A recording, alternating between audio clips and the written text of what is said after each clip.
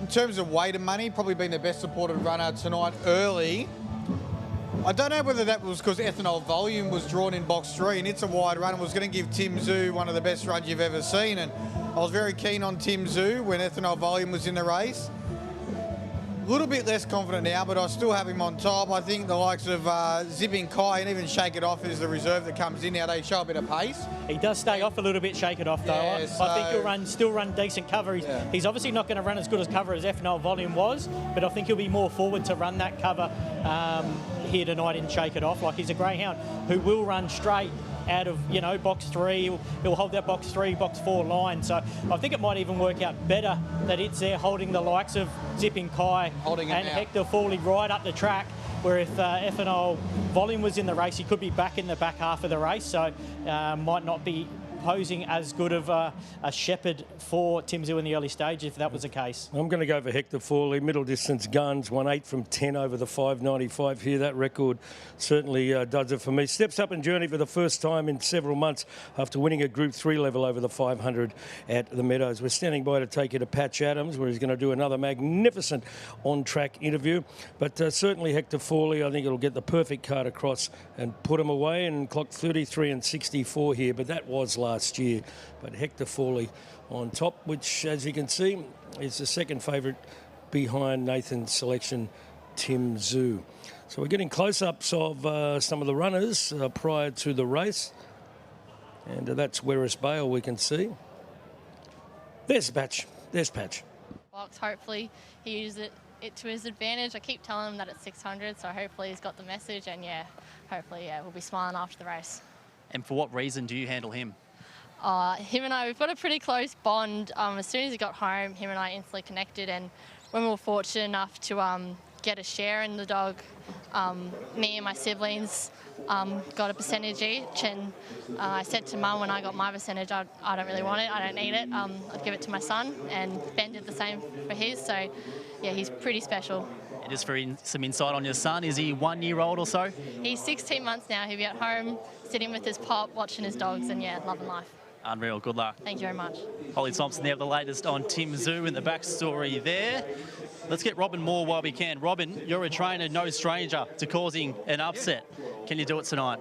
Oh, we're just got to hope for a bit of luck, that's all. You never know. There's 8 dogs in the race. Someone's got to win, so we'll just hope for a bit of luck, that's all. Hopefully get around safe. That's the main thing. Indeed it is. Shake It Off for Robin from the first reserve going into box 3 in the place of ethanol volume. Let's get a quick comment now from Ian Crockle. Ian, this boy Hector Fawley, we know this distance, this track is his bread and butter. He hasn't been over it for some time, so what sort of confidence do you take from getting him back over the distance? Yeah, his run home last week was out of this world, Jay, so done the speed maps, it looks good for him, so, he gets every chance, no excuse. I've got some mail that your twin kids tonight in Taylor and Morgan are handling for the first time, but you haven't given them the job to handle Hector Fawley. How selfish are you? They're pretty selfish, mate, but we've got a point to prove, so we've got to make sure we get the job done, otherwise I'm going to cop it. Good luck, mate. Cheers. There's the latest guys ahead of this feature over the 595. Great contest and some real sharp operators to do battle here. This is where the night starts to warm up.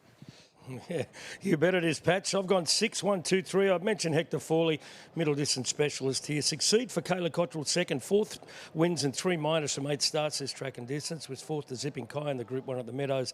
3 runs back. 3rd to Scalacci in the Melbourne Cup heats. Tim Zoo, first middle distance start here after excellent sprint efforts. And number 9, Shake It Off, which was scratched from race 2 and jumps from box 3 here. She won here from an inside draw. 4 starts back in 34 and 41. 6, 1, 2, 9, Nathan Rooney. 2, 6, 1 and 4 went Tim Zoo on top. I think the inside draw here is really going to suit him. The last 6 starts, he hasn't drawn inside a box 4 and he's been racing in Group 1 level, I think, up to the 595 for the first time. An inside draw, I think he can really make his presence felt. Number 6, Hector Fawley in for second. Record speaks for himself. 10 starts at the track and distance for 8 wins and a minor. He's just going to have to rely on a little bit of luck from box 6. Number 1, Succeed in for third, a greyhound who will make his presence felt. He's always around the money. And 4, Poor Yasmin in for 4th. 2, 6, 1 and 4 my numbers. Okay, Gretchy from Tab, the last call. Oh, the punters are looking for another knockout at tab.com.au. It's all about Tim Zoo. Don't let the flux fool you. 240 out to 280, but the weight of money is with Tim Zoo. The punters, here they come. They're chiming in the Jason Thompson train, Tim Zoo out of box 2 is the best back runner. All right, it's the Group 3 Sir John Dillon Memorial kicking off the quaddie on Melbourne Cup night at Sandown. Let's go upstairs to Dan Hibbard. In the shootout and 5th behind Excavation in the Top Gun. This is his pet distance though, and he is the second elect in the market. $5 for Succeed is next best. He was third in the Cup heat behind Scalacci last week. And $6.50 Zipping Kai, the Hume Cup winner, is next best. But it is a very, very good race. The Sir John Dillon Memorial, they're set to run. Ready?